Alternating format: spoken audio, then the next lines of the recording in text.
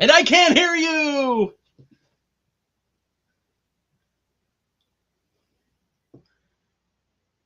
Hey, everybody. Good evening, and welcome to a weirdly fun Friday freaky installment of Generation Movies. Okay, hopefully. We'll back. Can you hear me now?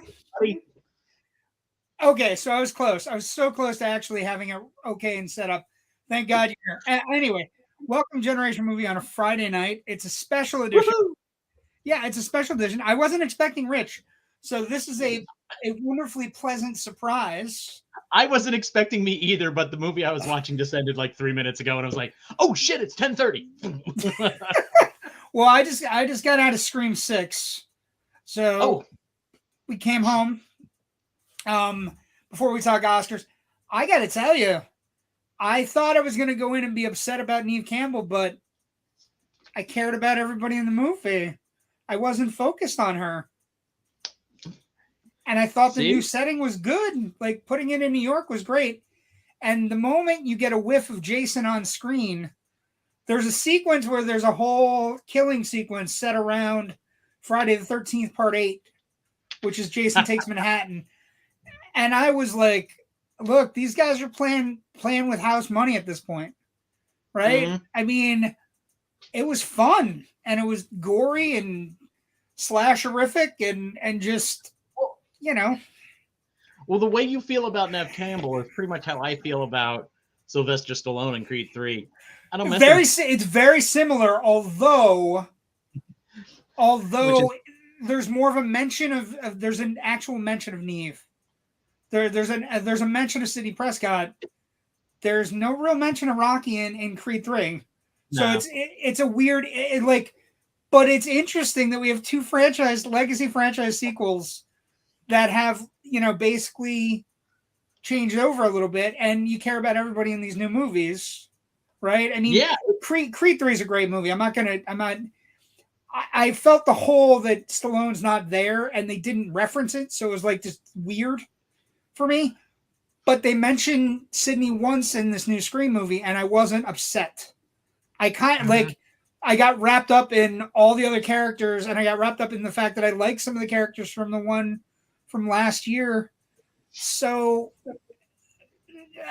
we had a good time. The theater was packed. People were hooting and hollering. It was ideal slasher film conditions on a Friday night in Adobe Theater, where everybody's screaming and holding on to launching their popcorn and go, "Oh my God, I didn't think that person was going to get killed." But I'm not going to give any spoilers, but I really loved it. And I think they can go a bunch of new directions. And I also think they can bring Sidney back if they want to, they can. But they've established, I will say they lucked out in one regard, and the same way Creed lucked out, right? Jenna Ortega is a superstar, waiting to happen. She is Oh yeah. She is a supernova of just what I predict will be box office energy, as well as whatever she wants to do, she's going to be able to do. I mean, they're circling her for Beetlejuice, for fuck's sake. I know. Okay, so let's see. We got some comments. Good evening, friends. Hi, Ken. Good to have you on a Friday. Greetings, salutations from Joe Ridgely. Based in New York, filmed in Montreal. Yeah, filmed entirely in Canada. You mean the anime Creed movie? Well, they have a bunch of Creed stuff coming out.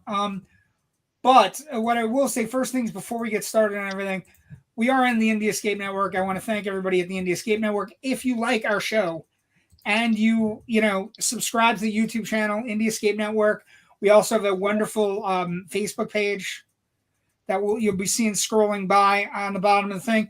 By all means, jump in. Everybody's super talented on the network. We're adding shows here and there. We had an amazing show last night of The Sticky Microphone with Wendy Zier, and Billy West was the guest, and it was just pretty amazing. I was having trouble just with my computer to watch it live and everything and shoot in some questions. So I did rewatch it though a little bit later on, and it was a great interview, a lot of fun. Billy's just a funny guy, a really great guy, and a fountain of information. A lot of interesting little stories and tidbits, and where he got his where he got his start and what he like influences and all. It's a great interview. Wendy did a great job. Joe did a great job. Billy was incredibly I was calling him Lon Chaney, the man of 1,000 voices last night, right? I mean, he is pretty from M&M's to 7 characters on Futurama, which and the Nixon story about Futurama and Nixon was amazing, and the idea that he made fun of Nixon when he was a kid, and now he's in the Nixon Presidential Library as Nixon's head in Futurama. So he's in his library when he was making fun. I just think it was a great interview. Great. Congratulations to Wendy on that. Yes. But we are here for business tonight. This is show business for you and I. I've been an Oscar fan since the womb. You can't read the story back here that's up here that I'm pointing like Natasha would point. But this story up here is about my dad making Oscar predictions in the Scranton Times in 1974, the year I was born. He actually flubbed. It's amazing. He picked Network to beat Rocky in this article. But in this article, I'm also mentioned about how he's going to raise me in movie theaters and how he's going to teach me to watch certain movies and understand certain movies, watch the classics and all this other stuff. And I might be on your dad's side though with that pick. Well, funny thing, he got a lot of the stuff right. I mean, he got, he got Finch, and he got Network he thought was a better Best Picture than Rocky. He just didn't see Rocky winning, but you can't fault him for that. I mean, that's one of those Oscar years where you go, really? Because Network is still, not that Rocky isn't still relevant. I don't want to get any Rocky fans pissed, but Network is wildly relevant considering the case that's going on with Dominion right now. Just saying, they got a lot of shit right early. 74 with 3 networks. There's times when I watch Network and think, oh, this is positively quaint with how would they think it was only going to get this bad. As opposed to how bad. Yeah, as opposed to how bad it actually has gotten. But the Oscars have been with me since day one. When did you get the itch to watch a bunch of people in pretty outfits on, get awards, Rich? I think this probably ties into my origin story and just 1978, the Oscars for 1978 when we're looking back at 77 and Star Wars. You're a kid, we don't have VCRs yet. You want to see Star Wars, you want to just see even a couple of shots of spaceships zooming along or something like that. So you tune in to watch the Oscars and you're suddenly finding out about this whole wider world of movies in the same way that you are with watching the making of Star Wars and news reports about Star Wars and stuff like that that said, oh, the influences on this movie go all the way back to the 30s and adventure serials, and you're like, oh, what are those? Flash Gordon, cool. What's that? What's a Kurosawa movie?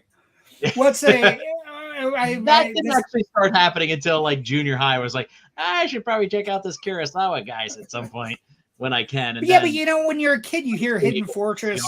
Like my dad threw around all kinds of like heavy shit.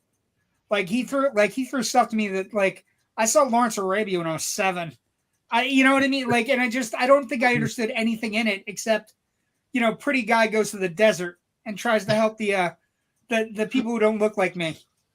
And he doesn't love himself. But it's magic. At the time, up until literally about 2 weeks before I turned 16 is when we got our first VCR in the house. So up until that time, I was really at the mercy of whatever was on Saturday afternoons on channel 29 or 17, channel 11 or 9 out of New York. Did you have a beta or VHS first? Oh, we VHS. See, we had a beta that was about 70 pounds. It was like my dad got top loader. The first VCR was top loader also. Big old satisfying. Yeah. And you hoped it didn't break anything, and like then the little spindles were inside. We had a beta. We had a beta in about, I think it was 80. I think he got it. No, you know what? It was 80. It was 82. Because it was 82 because somebody came up for Thanksgiving. Somebody came up to visit us for Thanksgiving, and we had a VCR, and my dad had been taping movies off HBO. So we had blank cassettes, and he was taping things rapidly, and then there was stuff he would buy. Like he would go to a video store in Middletown, New York, because we lived in Monticello. He would go to the Middletown, New York movie and order specific movies that he wanted. Like The Searchers was $80, and The Shootist was $80, and like so. This is $1981 too. Yeah. It was pricey, and then somebody came up visited. And he had Star Trek 2 and Star Trek 1, and we were able to watch Star Trek 2, Star Trek 1, and Alien. I had seen Alien when I was real little. Like it was borderline child abuse. They should have called the cops because I was scared to death. It was in 70 millimeter. I was 5 years old. I was fucking terrified. But they didn't have anybody to watch me, so I had to go with them. And there was only 3 seats left in the theater. And my dad thought it was funny that I was in the front seat.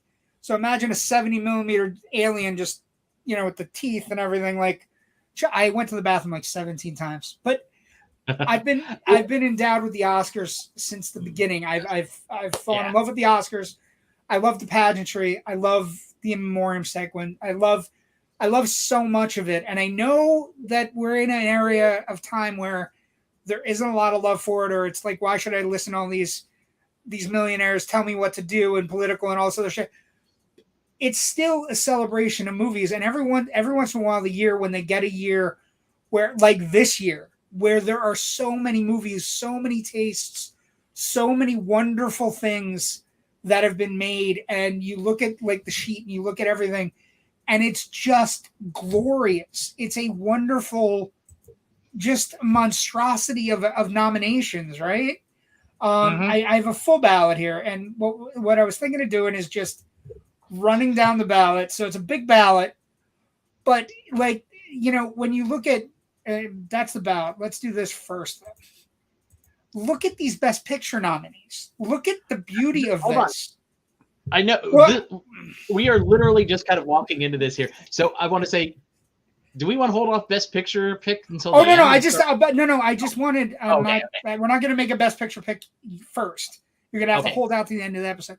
But I wanted this picture of, look at how eclectic this particular year is. I mean, one of the posters is somebody throwing up. You know what I mean? Like it's and then you have a World War II film. You have a science fiction film that is possibly the greatest creation of a creator in his own right without any kind of adaptation material. You have, a wonderful guy doing an Irish film. You have an incredible director, an auteur director, who some like and some don't like, taking on one of the biggest American icons in music. You have the little movie that is just so warm and inviting and about family, but also about kung fu and everything else. You have The Fabelmans, which is this amazing slice of what the power of movies and the power of family. Of Tar, which is an incredible look at cancel culture and where like the idea and mind of artists. You have the ultimate blockbuster film, right? You have a blockbuster that theoretically, and according to Steven Spielberg, probably saved Hollywood, probably saved the exhibition business for now, as we know it. And then you have A Triangle of Sadness, which is, a biting satire on, the 1%. And then Women Talking, which is one of those movies that I think everybody should see. You know what I mean? Where you Oh, God, yeah. It's Sarah Polley wrote and directed this movie that has one of the most wonderful taglines. This film came from the imagination of women, and it's an incredible. It is just an incredible year with this eclectic mix. How could you not get a little excited for Oscar night? Just a little bit, Rich. I feel so bad. I feel so bad. I have a feeling a certain film's gonna sweep through like crazy, but I think there are a couple categories you can look at. I think my choice of what that will become apparent as we go through all the categories. Fair enough. Let's see. Tim Melican, keep up the good word, dudes. Love this show. Thank you, Tim. Thank you very much, Tim. We like your indie shows too. But so where do you want to start? You want to start with visual effects? The easiest category to pick in the history of the Oscars. I know exactly where it's going to go.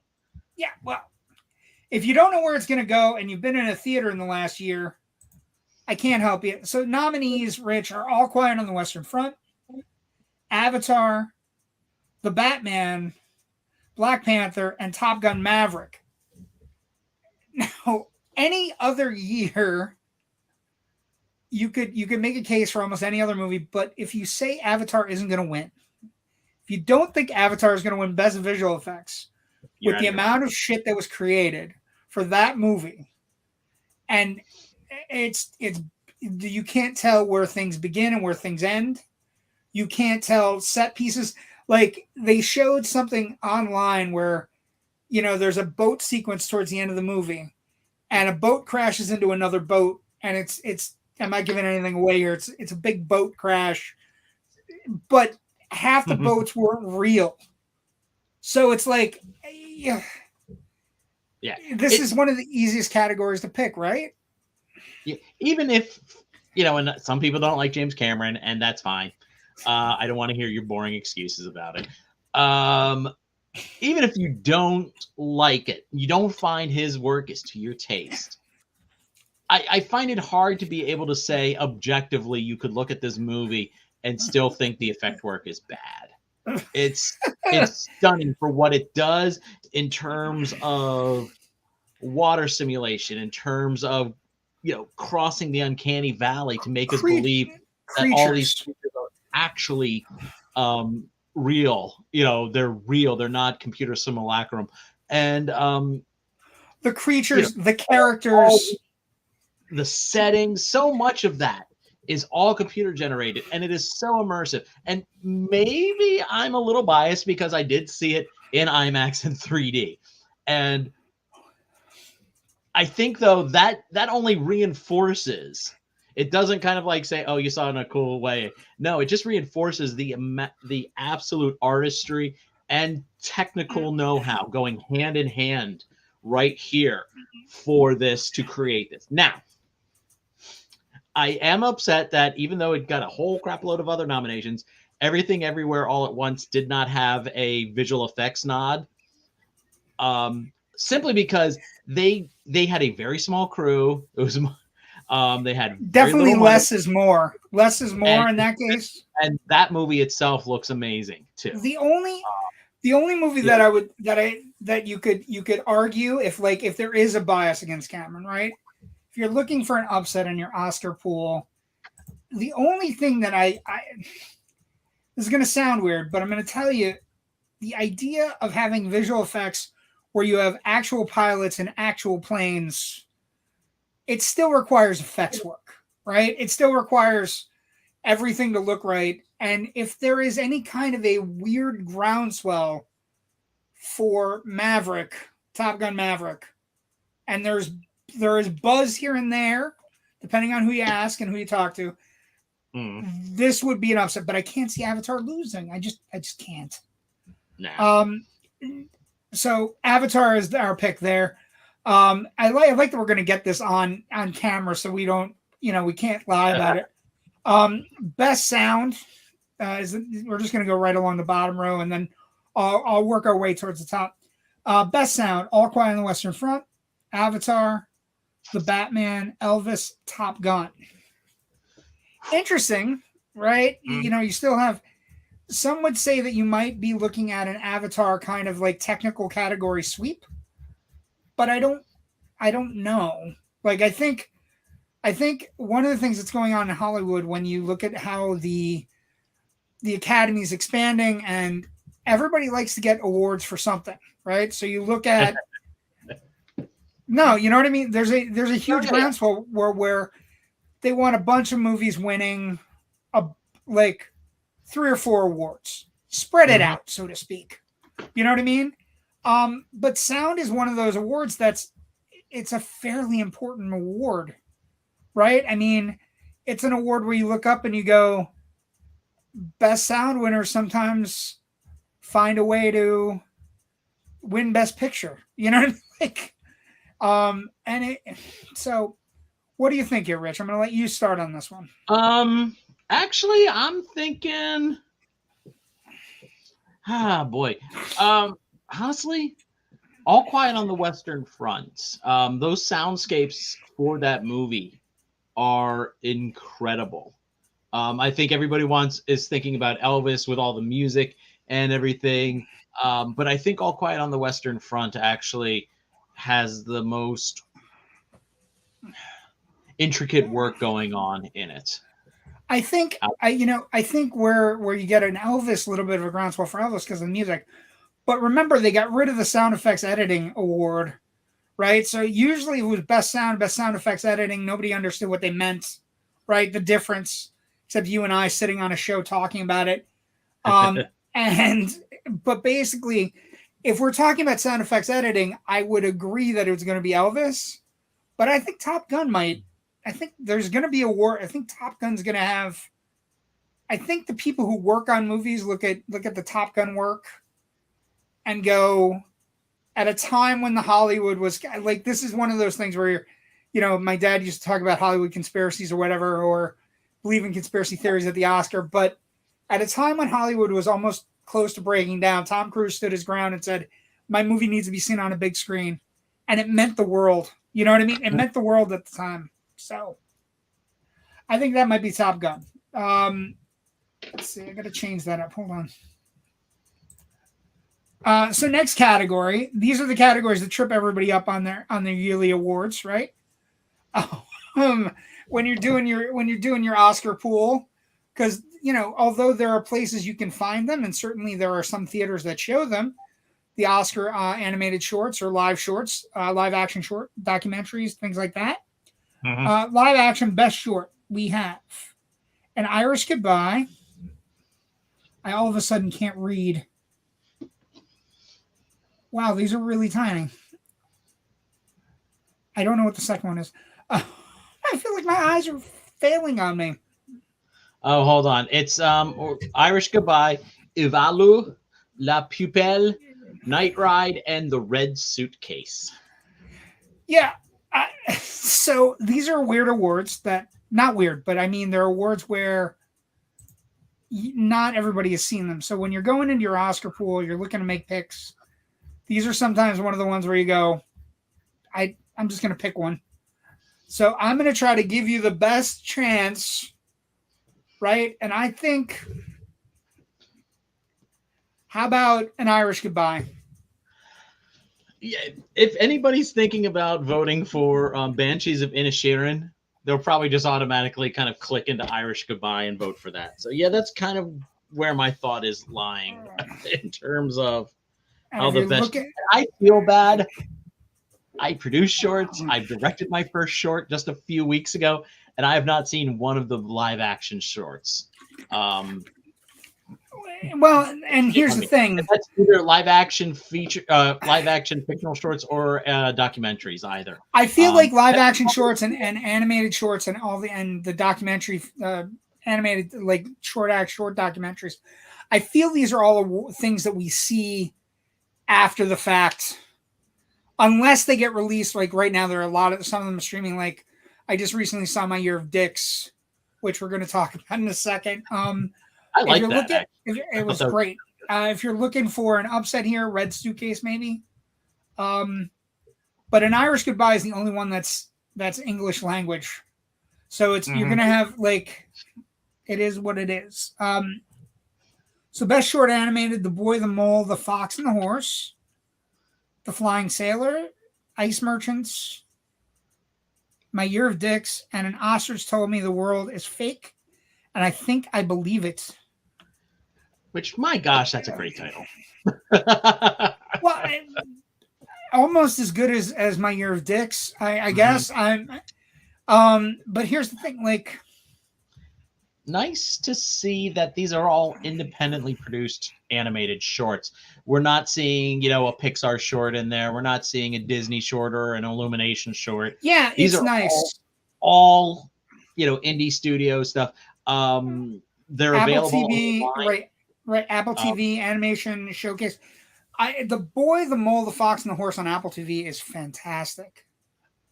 And I think that's the one that probably takes it home. Yeah, I would agree. But My Year of Dicks is so good. It's so heartfelt. It's an incredible. It's basically about a girl. It's an animated movie that's very much the animation style. I would say that got championed in Spider-Man into the Spider-Verse.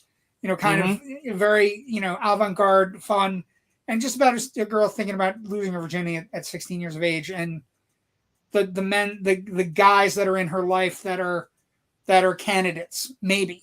You know what I mean? Yeah. So it could upset, but I think it's the Boy, the Mole, the Fox, and the Horse, which is just this really sweet, wonderful Apple TV movie. It's really nice. Just pleasant. If you're looking to catch up with those animated shorts before the Oscars in 44 hours or so, over on Film Buff Online, my site, we did do a piece about where to find those animated shorts that ran right after the Oscars, and I think we reposted it on Facebook, a link to it on our Facebook page, just Film Buff Online, at about 5:00 this afternoon. So I did see that as I was walking into the theater to watch people get murdered in New York. I did see that, so good to know. So if you're interested, just go there. You can find the link, and then follow all the links to the various outlets where those shorts are. And that's a good safe bet is the Fox one. These categories, by the way, have wildly have upsets. And there are worse ways to spend an hour and a half watching stuff on TV than watching the future of filmmakers. Like these might be people that might end up at Pixar. They might end up making a movie, or at another, these are people that they're stepping out, and when they step out large. They tell great stories in a different medium. Although, we have, when we get to the animated film category, we have major people telling medium stories as well. Best production design. Now, this is basically how a movie looks, how the sets look, how authentic it looks. A great category. All Quiet on the Western Front, Avatar: The Way of Water, Babylon, Elvis, and The Fabelmans.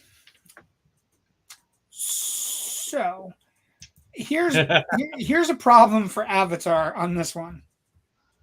I don't know what's real and what's not. That doesn't matter though. I mean, a production designer still has to design the world, whether they're designing plants that are just going to be created through CG, or they're designing an actual hut habitat that the characters are going to be living in for a while. I don't think that really kind of matters. What do you think's the winner here? Personally, I think the winner here is Babylon. Interesting. I think it's a three-way race. I think Babylon certainly, again, if we're talking about moving things around and making sure everything gets done, I also think Elvis's design team, I believe cinematography, I believe costume design, and I believe production design are all female. Mm-hmm. It's an incredible design team that's worked with Baz Luhrmann to create this movie. So I think you're probably right about Babylon, but I think Elvis is going to sneak in and steal some of these awards somewhere. If we get there on Sunday night and All Quiet on the Western Front starts winning these awards, there could be an upset in the making, although I just don't see it happening. But production design is one of the awards you would look at if it somehow sneaks in, steals this award, steals, best sound, and all of a sudden it's got 2 technicals already, and it might be more beloved than everybody thinks. But I think Babylon's an easy one. But I think Elvis might be the upset here. Interesting. Best original song. So we had the big announcement that we are going to get Rihanna, but we are not getting Lady Gaga because Lady Gaga is too entrenched in Harley Quinn to show up at the Academy Awards, which is kind of hilarious. A year or so after she was there for. I heard the rumors are they asked her and they basically she said, I'm exhausted, I can't really do it. So that's fair. If she's working really hard in this movie, and that's the rumor is that she's working really hard. By all means. So nominees, we have Applause from Tell It Like a Woman. Hold My Hand from Top Gun Maverick. We have Lift Me Up from Wakanda Forever. We have Natu Natu from RRR. And we have This Is Life from Everything Everywhere All at Once.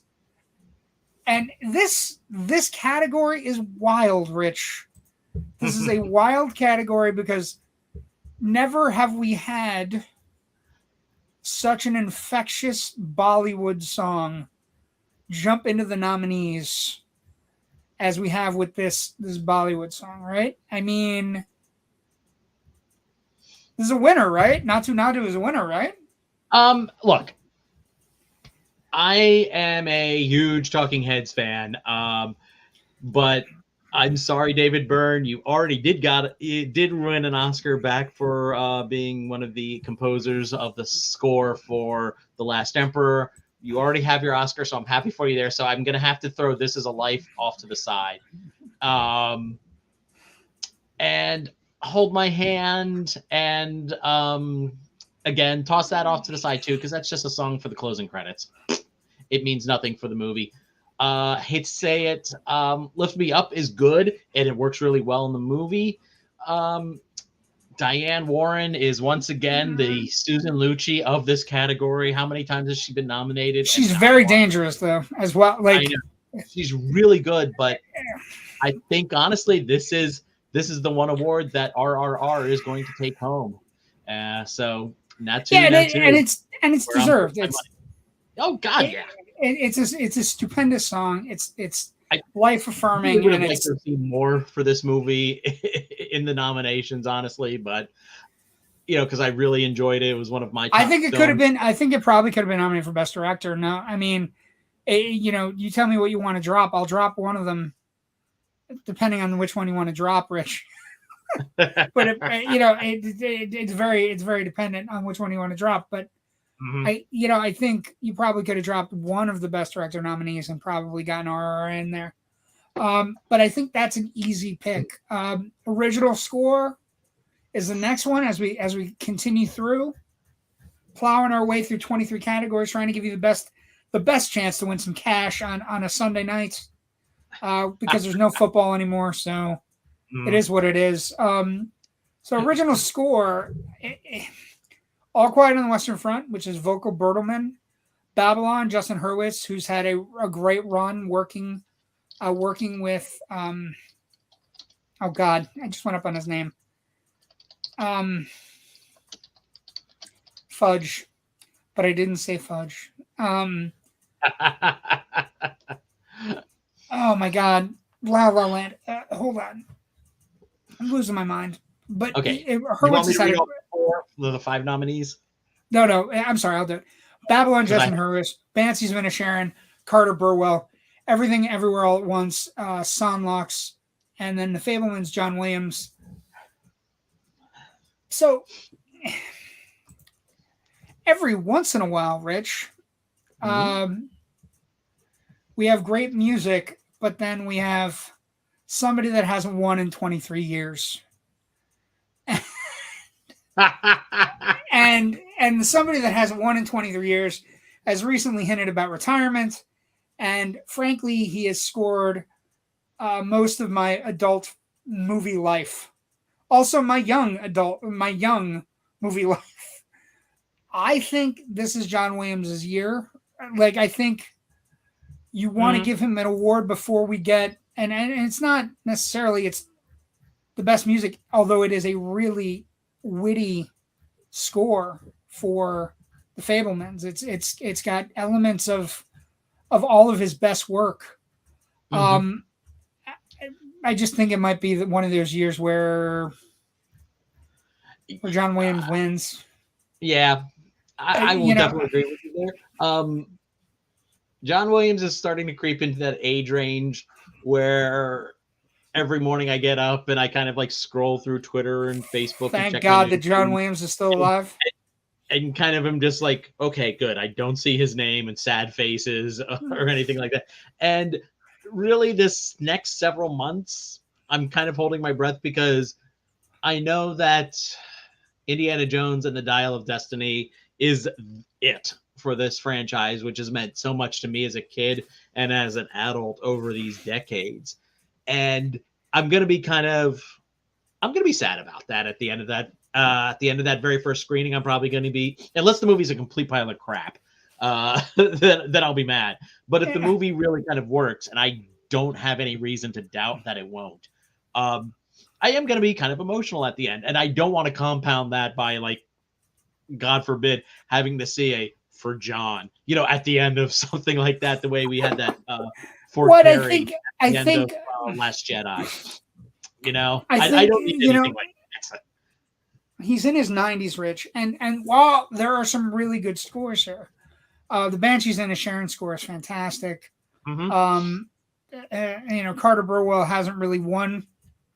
You know what I mean? He's been nominated twice, and they're both pretty good scores. It's a great score.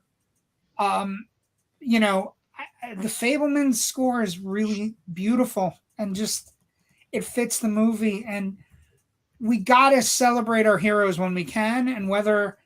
We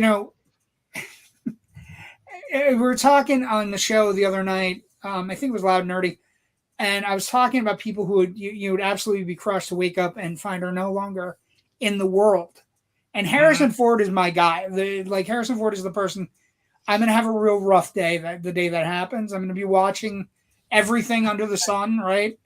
I have a list of people like that: Harrison Ford, Tom Baker, Mark Hamill. Yes, it's going to be a terrible day when those people go. But John Williams is the rare maestro, the rare original score maker, right? The soundtrack artist that people are legitimately going to be broken up, and not in a good way, not in a. You know what I mean? He basically redefined how movie music was set up. I mean, if you go back and listen to a lot of the stuff in the early 70s, they were moving away from that orchestral stuff. Getting some more rock scores, some more jazz scores, funk, things like that. Very non-traditional, non-orchestral styles of music. I mean, look at stuff like Bonnie and Clyde or Butch Cassidy and the Sundance Kid, think movies like that. And then suddenly George Lucas said, nah, we're going to do something like an old school, big orchestral thing. And John Williams said, okay. And he may have nipped a couple of phrases from here and there from certain classical scores of Eric Korngold. But he's been working with Spielberg for 50 years, Rich. Yeah. 50 and he's years. And that Star Wars score, what was the last, up until that point, when was the last time an orchestral score for a film sold as many records as that did? Around that time, sure, you had Grease and Saturday Night Fever selling a lot of albums. But the funny thing is, he has like 4 of them. He has like 4 of them. In his 5-year span, he has the Star Wars soundtrack. He has the Superman soundtrack. He then has Raiders, and he then has E.T.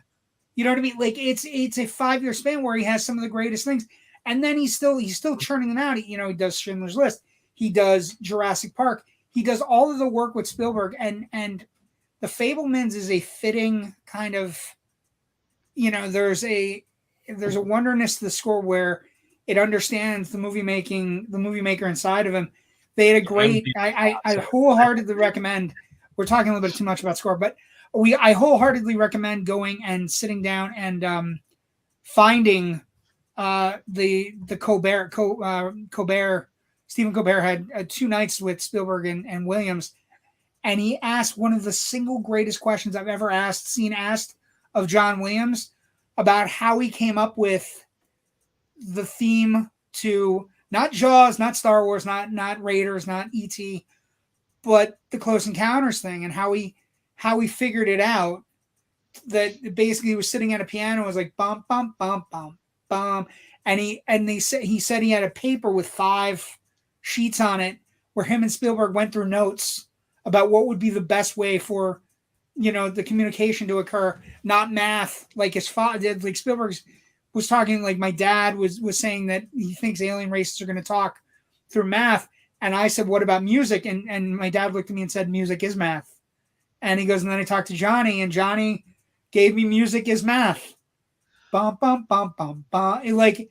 And just a wonderful, like when Colbert asked the question, Williams is like, yes, that's exactly what I was looking to do. So amazing. When I was a kid, and I can't remember if I've told this story on our regular show or not. I remember seeing like a news magazine, nightly news magazine profile. Whoops. Can you hear me still? Okay, there I am. Sorry. Yeah, that's okay. Don't know what happened there. Anyways, as a kid, saw a nightly news magazine profile on John Williams talking about the importance of score in film. And to illustrate it, they had a shot of John Williams walking down the street in New York City, turning and going up the steps into Lincoln Plaza. First time they show it, they set it to the Jaws music. So he's walking down the street, but all you hear is dun, dun, very ominous and everything. Exact same shot. They show it again. Second time, Raiders of the Lost Ark. Dun, dun, dun, dun, very upbeat. And he's walking and he's up in Lincoln Center. And it's like, wow, that just those 2 very iconic in and of themselves scores.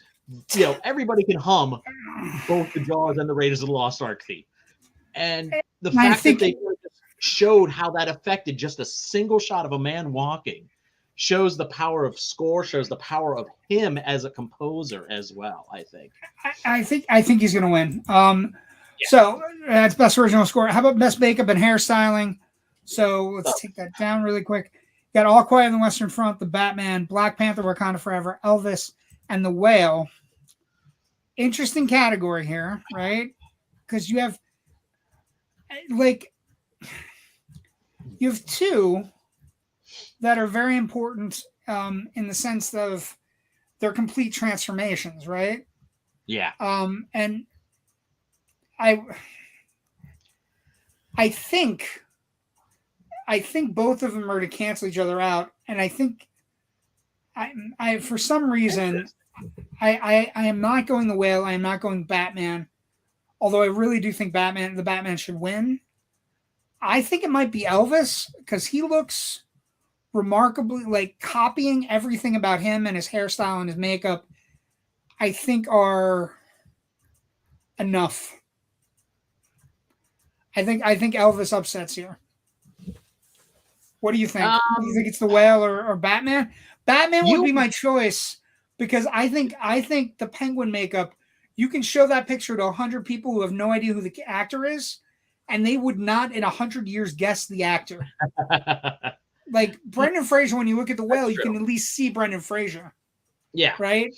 But I think that because you see Brendan Fraser, it's allowing him to be more expressive in his acting, and it also helps us go, we remember old school Brendan Fraser, and that helps create a certain sympathy for the character.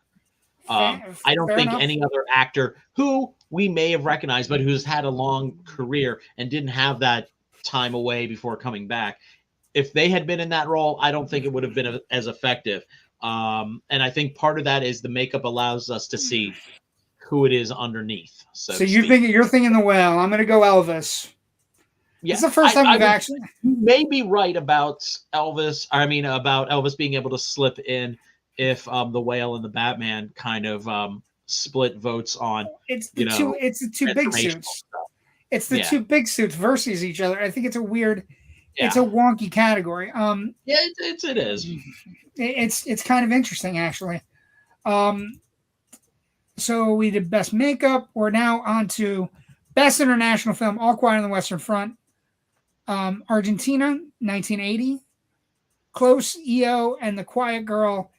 And here's a big hint: if you're doing an Oscar pool, and you look up and you see a movie that's nominated in the international film category is also nominated in Best Picture, you can pretty much guarantee that it's going to win best international film, right? I mean, it's not even close on this one, right? Rich, what do you think? I really liked EO though. I'm sorry. I'm kind of leaning towards that as. Again, this is one of those categories where I kind of like, okay, do I go with what the standard practices seem to be at the Academy in terms of voting for certain things, or certain things certainly looking like they win more often than other types of films, or do I kind of go with just my gut? I liked this movie the best out of all of them. So this is a gut one for you. This is this is more of a gut one. Yeah, this is why sometimes I'm really bad at predicting the Oscars, because I'll go with my favorites instead of trying to think what the Academy is going to do. And the Academy is not a gestalt. You know, it's a several thousand random crazy people all making their own choice, and it's a working organism, so to speak. Yeah. I think All Quiet on the Western Front is a very safe choice. And it's, but if you have to look at the history here, 8 films, Rich, have been nominated for Best International Feature and Best Picture: Immigrants, Z, Life is Beautiful, Crouching Tiger, Hidden Dragon, Amour, Roma, Parasite, and Drive My Car. And Immigrants is the only one of the 7 received nominations in different years and the only one to lose the international feature category. Mm-hmm. So no movie that has ever had a Best International Feature nomination that was also nominated for Best Picture has lost, except for Immigrants. I just the history there is too strong. I know you like EO, but that's a gut mm-hmm. pick. That is a Rich Drees gut pick. Okay, best film editing, my friend. As we plow through, best film editing, you're looking at. Let's see. Where did they go? Okay. I got it right here. I can read this off here. Go. We're basically looking at The Banshees of Inisherin, Elvis, Everything Everywhere All at Once, Tar, and Top Gun Maverick. And so, this is where it will begin on Oscar night, because I think the thing that has to happen when you have best film editing, the best edited picture is usually the best picture of the year, right? So whatever wins here I think is going to end up winning Best Picture. And I think when you look at it, there are two that are really some of the best editing you've seen all year. I mean, they're all really good, but two of them require like elite editing, right? Oh yeah. And I think it's between Everything Everywhere All at Once, and I think it's between Top Gun Maverick.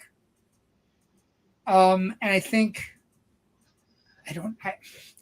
it's going to be Everything Everywhere All at Once. I would agree with you there. But I can't say it won't be Top Gun Maverick. Does that make sense? Mm-hmm. Like it's if you're watching along and you look up and Top Gun Maverick wins Best Editing. If I were at A24 that released Everything Everywhere All at Once, you might see a tiny bit of concern, just a smidge of concern. I don't think it's going to happen, but if it does, that's the beginning of a weird place, right? True. Okay. Blasting along, we're going to go through documentary short and documentary feature really fast. Why don't you read the nominees and we'll talk about that for a second. Okay. For documentary short subject, we have The Elephant Whisperers, Haul Out, How Do You Measure a Year, The Martha Mitchell Effect, and Stranger at the Gate. And for these, I have no idea, actually. Again, didn't see it, so I don't even want to kind of hazard a guess on those. I'm going to give a guess just because people might look up and try to find out, try to win some money or something, right? Mm-hmm. So we're documentary short, right? Yes. What are we at? Documentary short. So the Netflix one I've seen, right? The Elephant Whisperers is really nice on Netflix. It's widely available. That would be my guess because it's usually about animals and creatures and critters.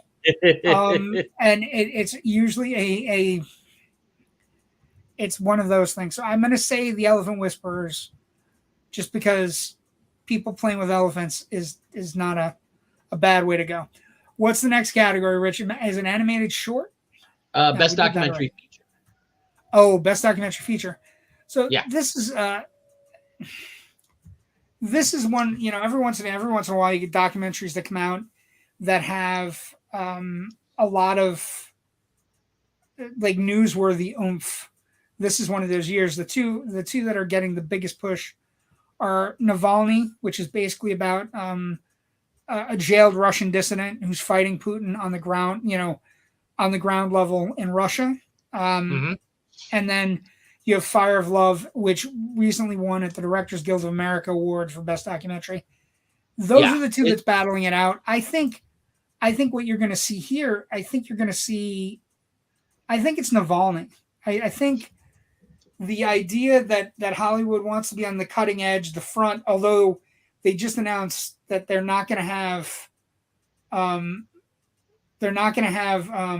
guy from Ukraine on at all. They said no, he's not going to appear, even though he offered to do a spot, a live spot on the award show.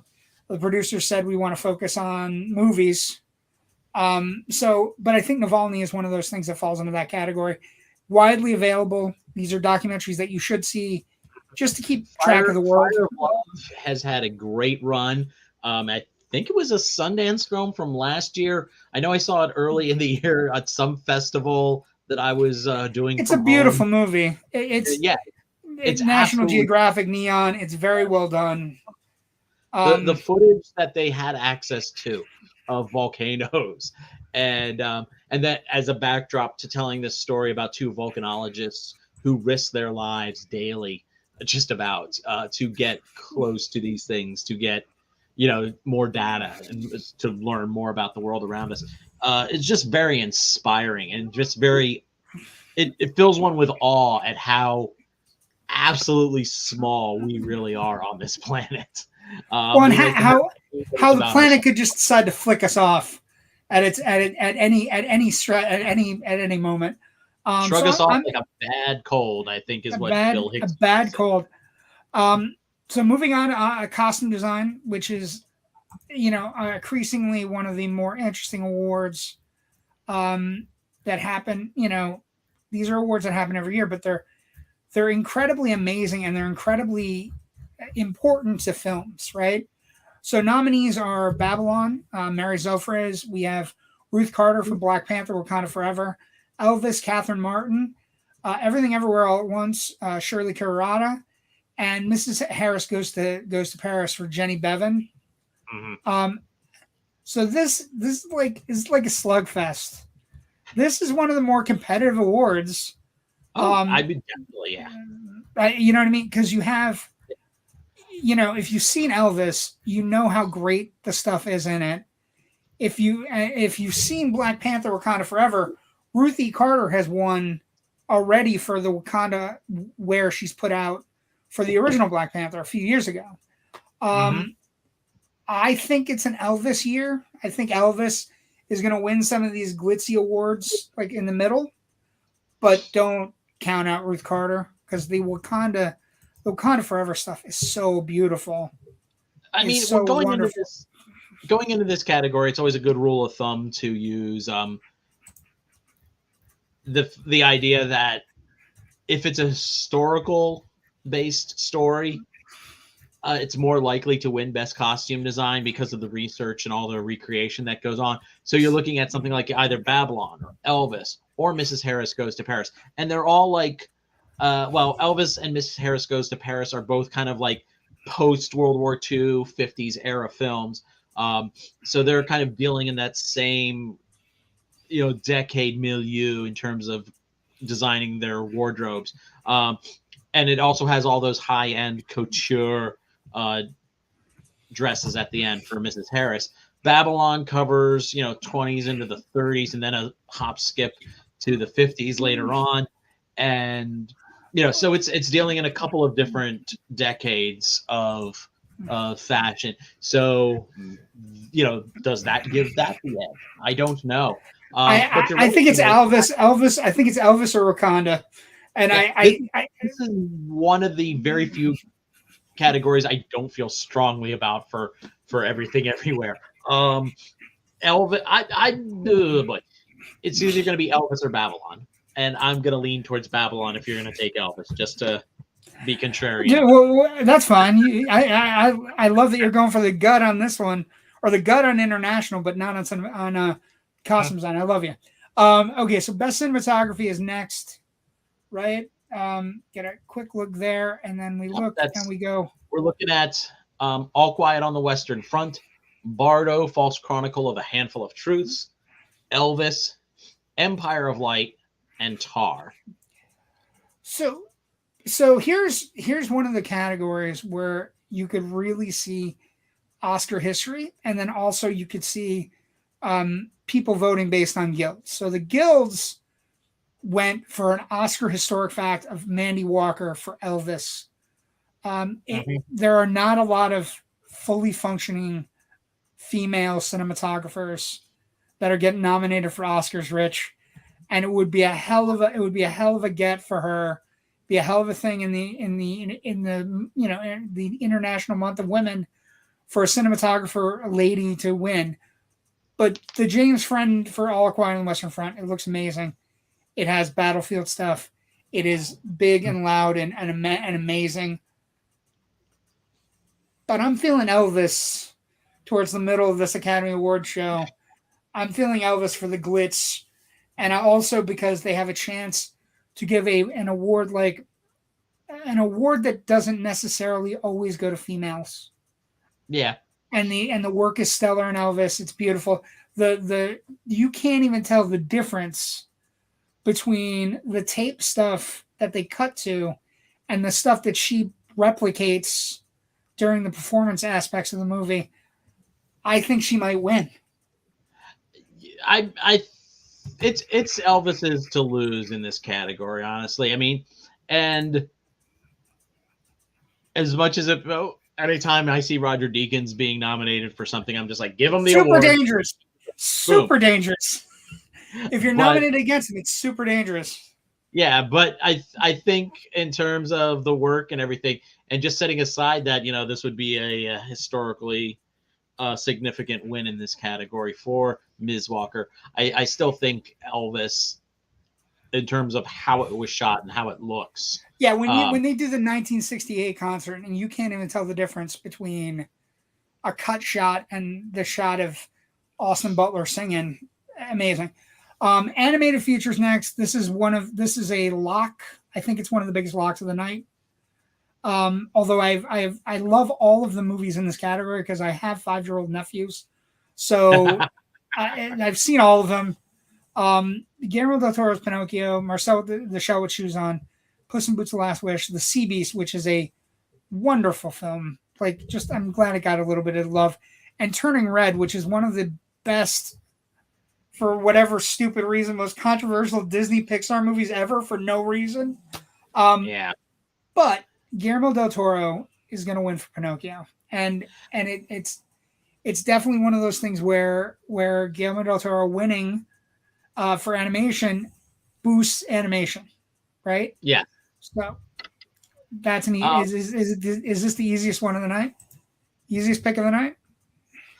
For me, no, because I think Turning Red was just fantastic, and it's the rare Disney / Pixar thing that wasn't about princesses, but was still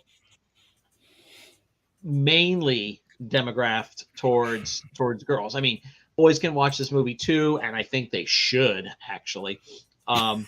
It's a family film as far as I'm concerned, and it certainly can open up discussions about various things, and that I think should probably be more normalized instead of just being treated as either mysterious or icky or ickily mysterious. So you don't think all the buzz for Pinocchio is gonna happen, or you just go? I think it's gonna win, but I mean, I think Turning Red's one of the best movies of the year.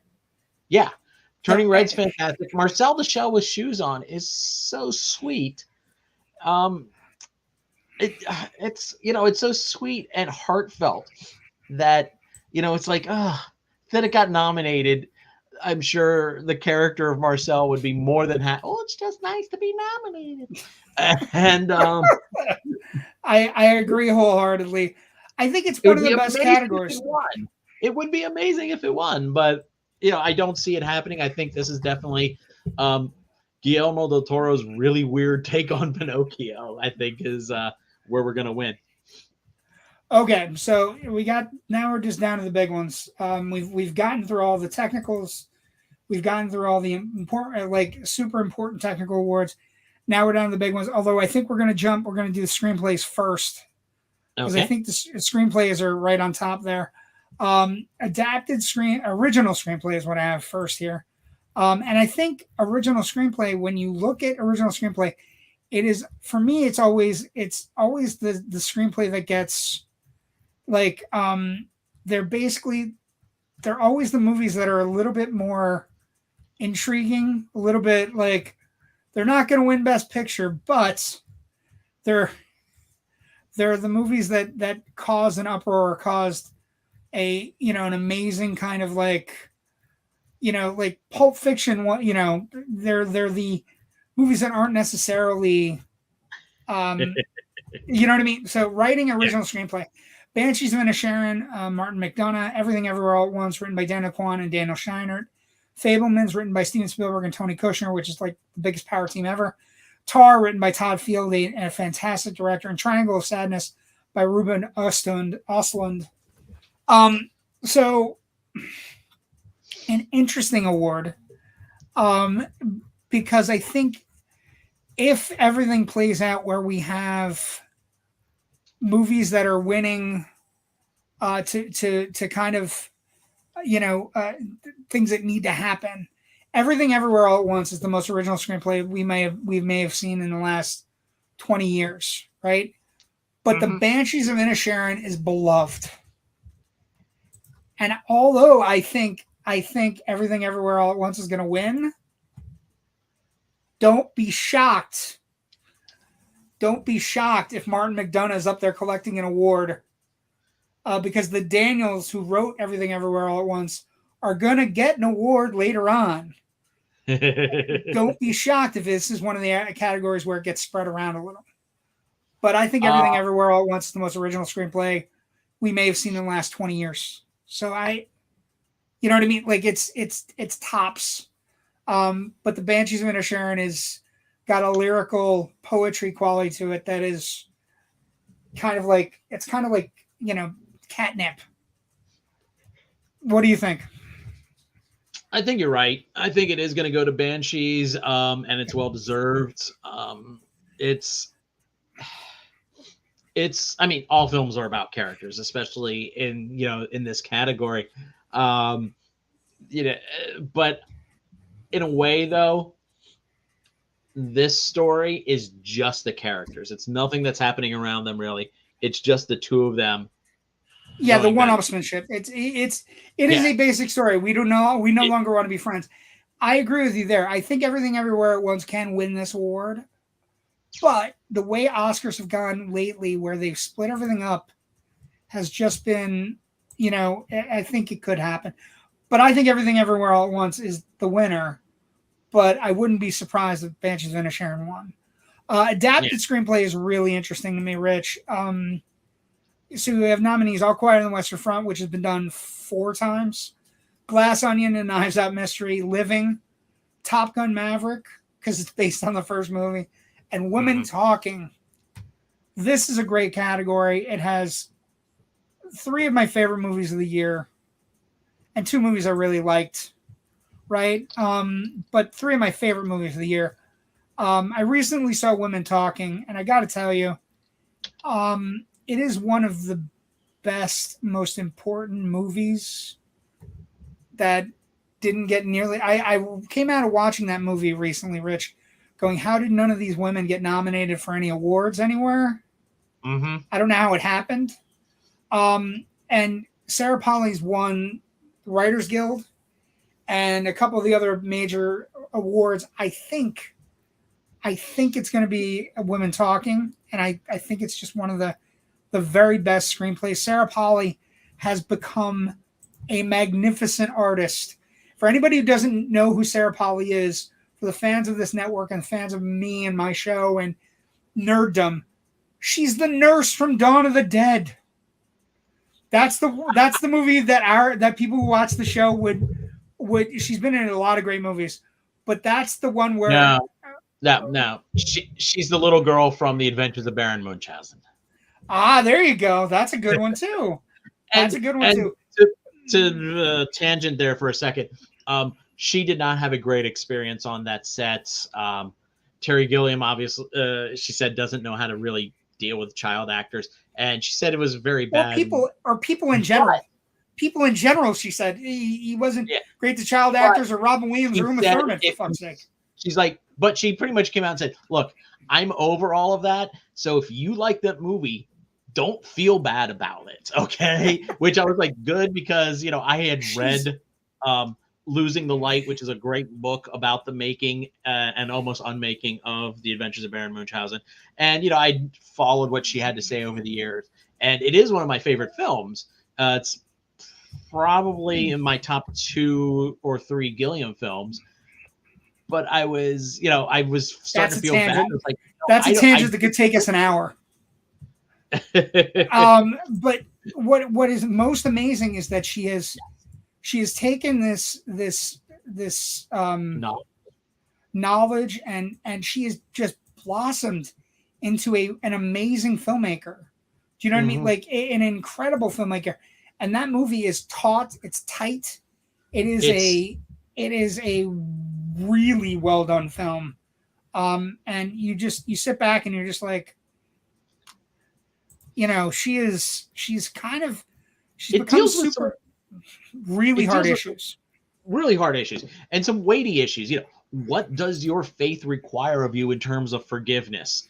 And what does your faith require of you when people abuse that kind of forgiveness and just think they can get away with stuff? And what does your faith require of you to protect yourself versus other tenets of your faith? There's some weighty issues in this, and it's not it's not done through dramatic action that these issues are addressed. No, It's through a lot of talking. But this movie moves along at a great clip. It never like an hour and 40 minutes. It's beautiful, and it's wonderfully shot. It's a piece of direction and writing and acting on the cast's part. Oh my God, Jessie Buckley not getting an Oscar nomination is one of the biggest sins this year. Jessie Buckley is phenomenal in this movie. Yep. But I think it wins Best Adapted Screenplay. Would you agree with me on that one? Is that yes? Even though I am a huge Glass Onion fan. My ongoing Rian Johnson fandom. Again, nominated for a Benoit Blanc movie screenplay and not getting it. So maybe third time's the charm. That's exactly. There you go. For the next one. So I think Women Talking is a great way to go. I also highly recommend that movie if you haven't seen it. It is hard subject matter, but it is profound subject matter, and it is also really weighty issues that are kind of like right at the forefront of where we are as a country right now. Like religion and controlling women and how women's bodies are used and how all very much at the forefront, but it is a wonderful, and it's based on a real case that happened in a Mennonite society, an enclave. It's fantastic. And the director, she's so good. I'm so happy for her that she's like, because she lost her way a little bit. She kind of like went away and then kind of came back, and she's had a couple directing things, but I'm super excited about that movie. And I hope she wins the Academy Award because I want to see her speech so badly. Okay, now we get to the big ones. We get to the I don't know why it's doing that. Best Supporting Actor and Actress. Yeah. So Best Supporting Actor and Actress. I'm just going to point out here. Best Supporting Actress is the biggest bloodbath going this year. This is a fucking bloodbath, Rich. I know. Because this Supporting Actress may be the most difficult category to broach this year, because you literally have two people from one of the biggest nominees of the year. You have the first ever Marvel nominated performance. You have the nominees. Let's go through. So sorry. And this is one of those categories I'm super excited about. So it's like, and this category is going to go off early, and it will give you a heads up later on in the night on whether or not we're going to see the splitting going on. So nominees: Angela Bassett, Black Panther, Wakanda Forever; Hung Chow in The Whale; Carrie Condon, The Banshees of Inisherin; Jamie Lee Curtis, Everything Everywhere All at Once; and Stephanie Hsu, Everything Everywhere All at Once. So you have two people in the same movie. You also have Angela Bassett, who delivers a powerhouse performance in Black Panther, Wakanda Forever, and is kind of due. Jamie Lee Curtis is also due. So you have this weird thing functioning where they're kind of functioning against each other. And Rich, this is my upset special of the night. I think Carrie Condon's going to win for The Banshees of Inisherin. I don't know why. You think Michelle Yeoh and Jamie Lee Curtis are going to split the love? I think Stephanie Hsu and Jamie Lee Curtis are going to split. That's fine. And I think their split is also going to split with Wakanda Forever. And I think what you're going to have is Carrie Condon as one of the big roles in Banshees of Inisherin. She's fantastic in it. I think she's going to sneak in. Mm-hmm. I don't know why, Rich. I just, your gut. You were talking about your gut. Yeah. When she delivers like the lines and, you're all feckin' boring, like, and she's just so good. And the people she has to interact with are all nominated for Academy Awards. Every single one of them. And she steals every single scene she's in. So yeah. I think Condon upsets. What about you? What are your feelings on the toughest category to pick at the Academy Awards? Yeah, that is a very good analysis of this category. One that I didn't see, honestly. Everybody she interacts with. Even though if they could have nominated Best Animal, Jenny would have been nominated. She would have been nominated with her as well. Like every actor she interacts with in the movie is nominated for an Oscar. That movie is an acting like superconductor, and I just think this is one of those where Angela Bassett and Jamie Lee Curtis have won all the awards up to it, and I just think I don't believe the Jamie Lee Curtis SAG win. I think that was very much for me a we love you, Jamie Lee Curtis. Actors love her, and they love how she's been on Michelle Yeoh for the year. I just think Carrie Condon's going to upset. I don't know why. Oh wow, I'd say it. Ugh. You may be right there. You may be right on that. I'd love to see Hong Chow maybe sneak in instead. Because she was great in The Whale. She's also really good in The Menu, which came out last year. And, super fair. That is a super fair thing. That all these three ladies from the two big movies are fighting it out, and then the two tiny movies kind of sneak in. The Whale and snatch it away. And the other reason I think that you're not like Jamie Lee Curtis, who's won everything. I think when you look at Best Supporting Actor, we are definitely getting a win for Everything Everywhere All at Once. So the nominees: Brendan Gleeson, Banshees of Inisherin; Brian Tyree Henry for Causeway; Judd Hirsch for The Fabelmans; Barry Keoghan for Banshees of Inisherin; Ke-Huy Quan for Everything Everywhere at Once. It's one of the stories of the night is going to be when Ke-Huy Quan gets to stand up there and collect his Oscar, thank everybody, say I'm back, and it will be one of the great Oscar stories. And hopefully he takes it and he just runs with it.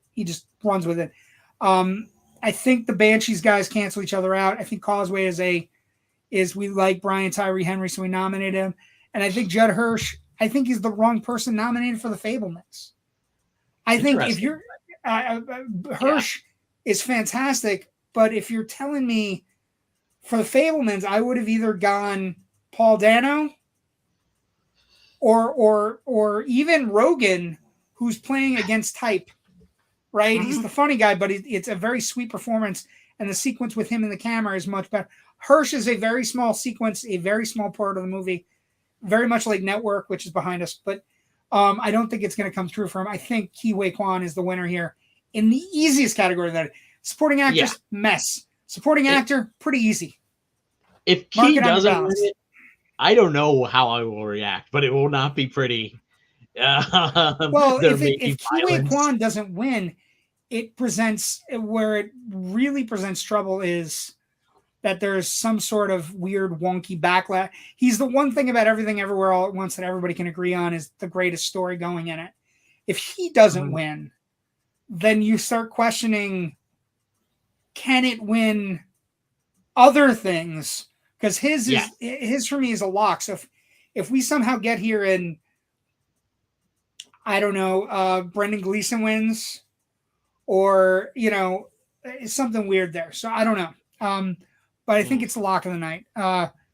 Let's the biggies, the big ones. Actor in a leading role. Again, another bloodbath. This is a bloodbath of bloodbaths.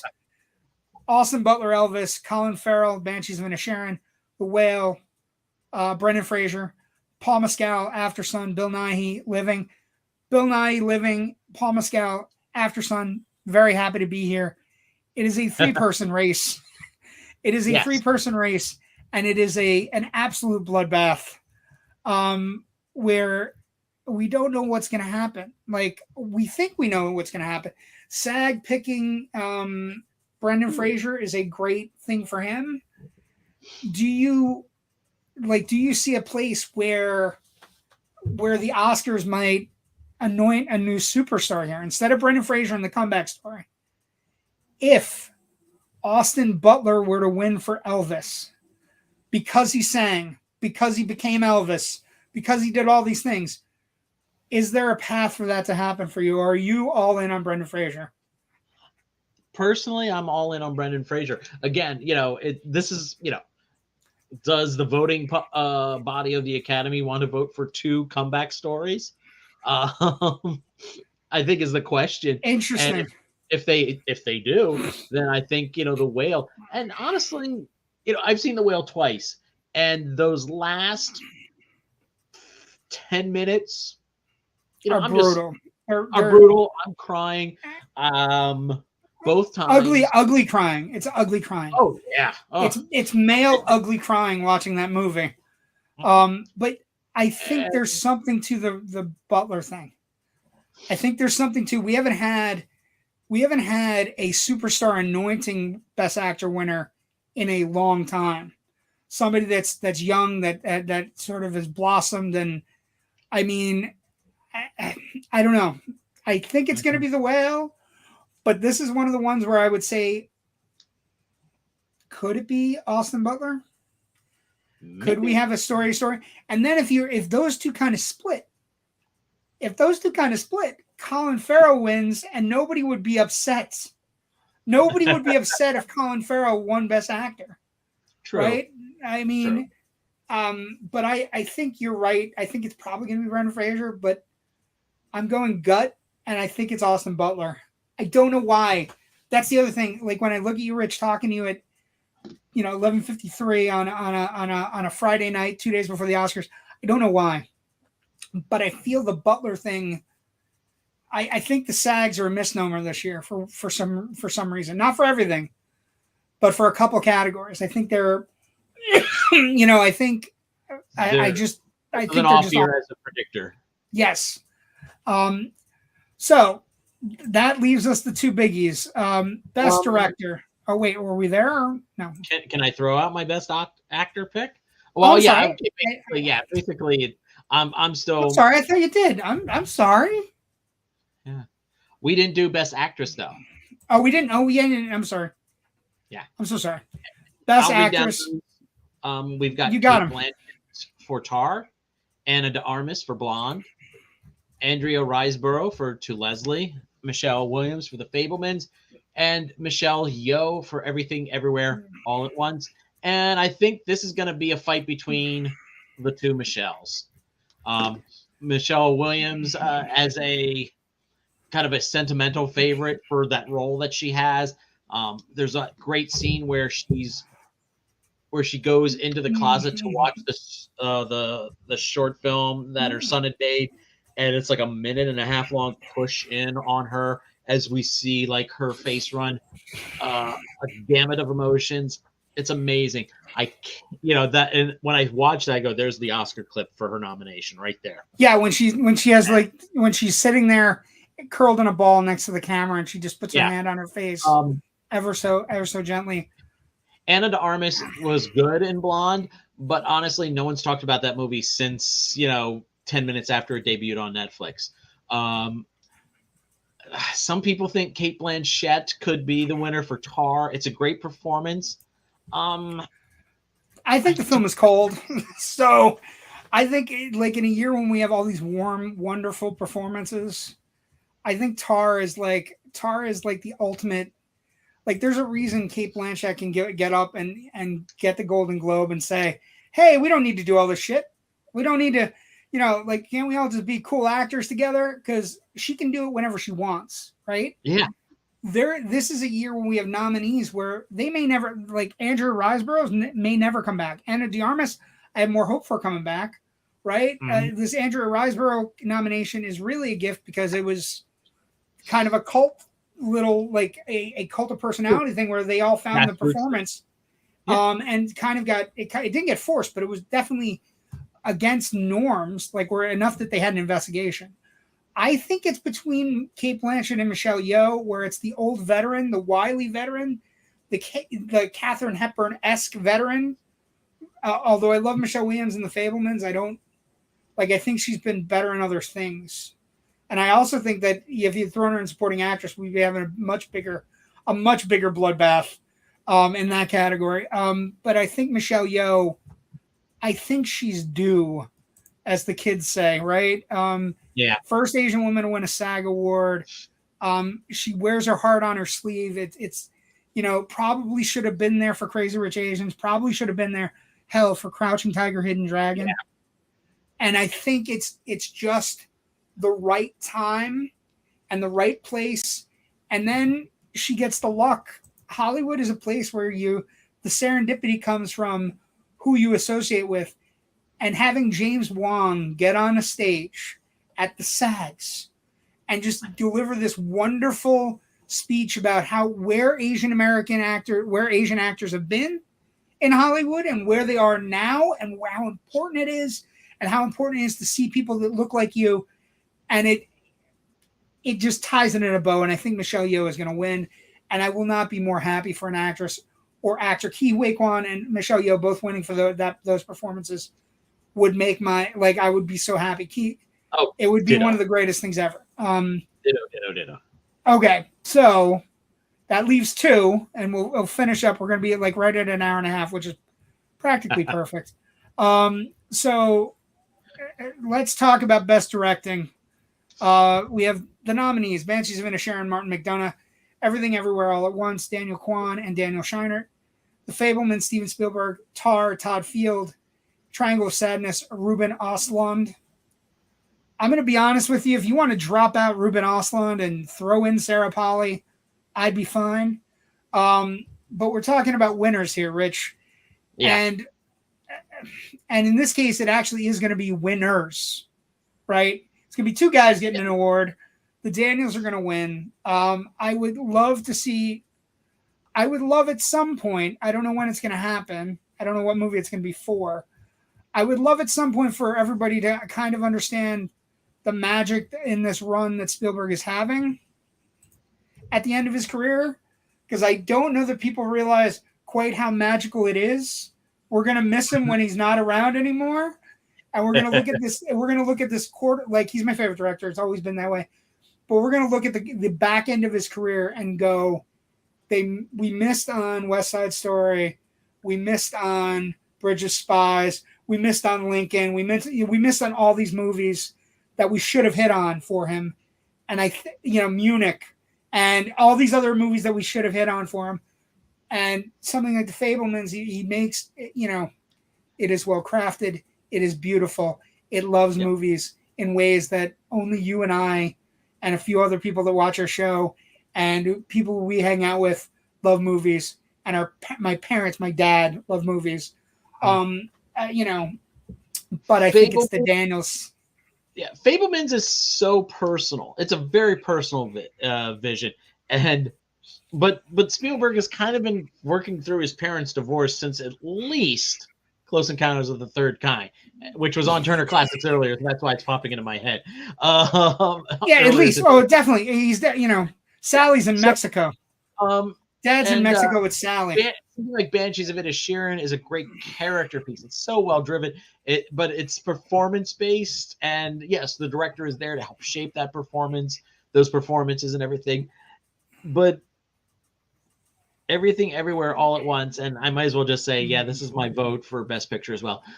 It's such a singular, unique vision of a story, combining, comic book, astrophysics ideas, everything, and everywhere all at once. It really is. But the direction is so good, Rich, that you watch 2 rocks at the end of that movie, and you actually feel they've been directed, and you actually feel that the actors who are speaking for the rocks are the rocks. So I mean, it's such an incredible film.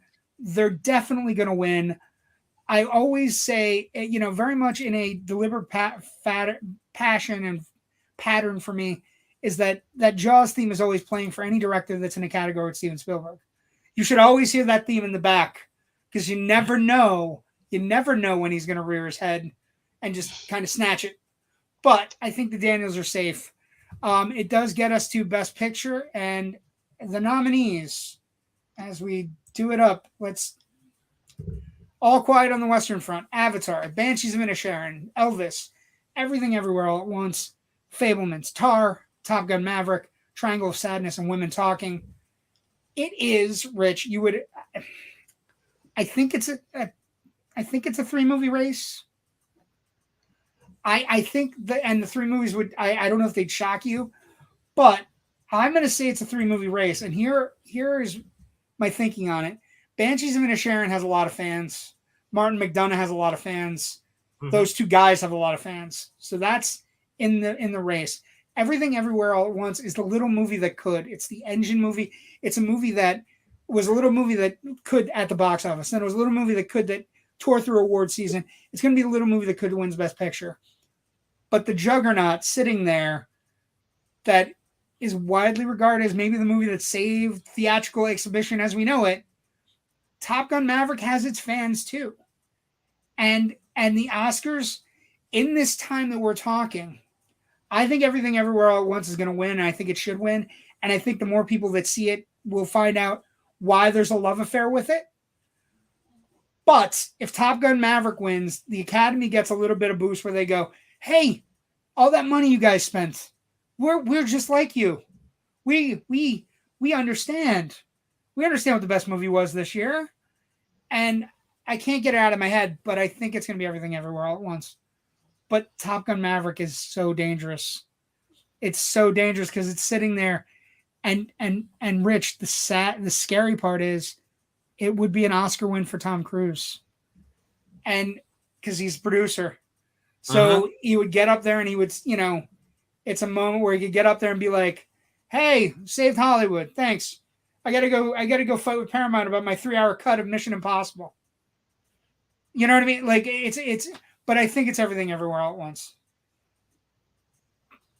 But it could be Top Gun. I don't know why. I don't know why, Rich. I don't know why, but I feel like it has a lot. It is a pure piece of entertainment. Everything Everywhere All at Once is a movie we will be talking about 20 years from now. It's the Pulp Fiction of the 2020 movies. Like the movies that are going to come out in this decade, it is the Pulp Fiction of we're going to see copies, and we're going to see movies that try to get the heart element right and the family element right and all the different pieces, whiz bang, special effects and craziness. If it inspires people to tell really heartfelt, personal, family stories, character-driven stories in the middle of a bigger science fiction narrative, that would be fantastic. It would be great. That. And I think that's one of the reasons that it might win. I also think it's important that it's an Asian film where we're just now kind of scratching the surface on the Asian impact in the film world. It's beyond that though. I mean, we have left that talent on the table for a long time where we haven't nurtured it and moved it and soothed it. So I think it could be one of those movies as well where it's an important watershed moment. And if Michelle Yeoh gets more work, and Ke Huy Quan gets more work, and James Wong gets more work, and Stephanie Hsu gets more work, and Jamie Lee Curtis gets more work, yes. The answer is yes. 1,000 times yes. Yes. But I'm definitely scared that the Oscars could be like, hey, Middle America, you don't watch anymore. But look, we named your movie, the movie that only you went to see in Middle America and around the world. It's a scare thing. It's one of those things my dad would talk about with weird wonky conspiracy theories that like the color purple theory and the wacky things that you think about when you watch the Academy Awards year after year and whether or not people are going to be the thing about Everything Everywhere All at Once that I would say is perfect is how humble and how amazing the speeches have been during this award season. I think they're going to get rewarded. I think it's going to be a big night for that movie. I think it could win anywhere from 5 to 7 of the 11 it's nominated for. Yeah. Well, we'll find out in just 44 hours or so. Yes. But where can people find you and all your other stuff? Right now, you can find me a lot of places. I'm a member of the Philadelphia Film Critics Circle, and as such, I occasionally appear on their podcast called The Film Scribes. Our most recent episode just dropped where we talked about Creed, Cocaine Bear, and Operation Fortune. All of my writing is, of course, found at filmbuffonline.com, including some recent reviews.